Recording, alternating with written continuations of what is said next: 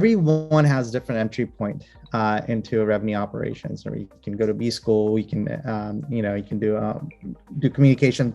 It doesn't really necessarily require a certain degree, but it's interesting for me was I had a somewhat unconventional entry to revenue operations. When I started my career, I was working for a consultant firm, working as an economist for the U.S. government. Did that for a few years, then sort of kind of transitioned into to internal finance and more so around budgeting and financing.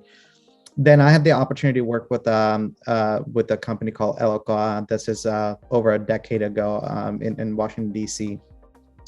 And to be honest, it's really interesting in a sense, right? Like I had like one of the entry level positions there, which was a deal desk analyst, right? That's where I started off. But the biggest thing about that role was I got to learn about the product, right? And what we sell and why we sell it to, and who we sell it to. I guess overall that was the question that was answered for me. From there, I started focusing more and more on forecasting methodologies and got it more involved in the forecasting part of it. Understood the sales journey, right? And sort of how it ties into the buyer's journey. So, had a really decent understanding of that and why forecasting is so important and the accuracy behind it.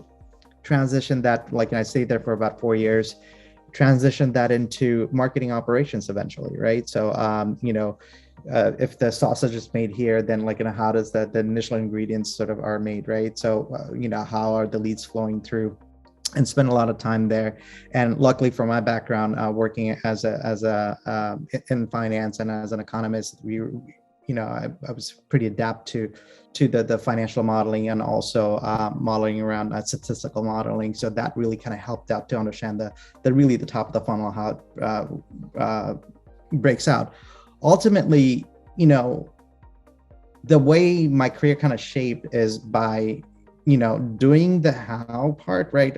In a sense, like what to do. And then ultimately, it helped me answer the why, right? Why are things done in sales and marketing organization, the reasoning behind it.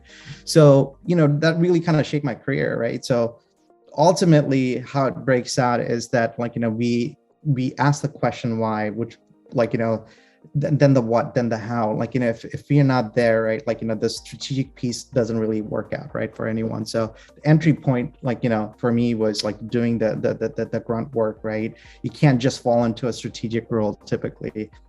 And you have to kind of do the work behind the scenes to really understand the world of revenue operations or sales operations. And then that typically ties into the what and why.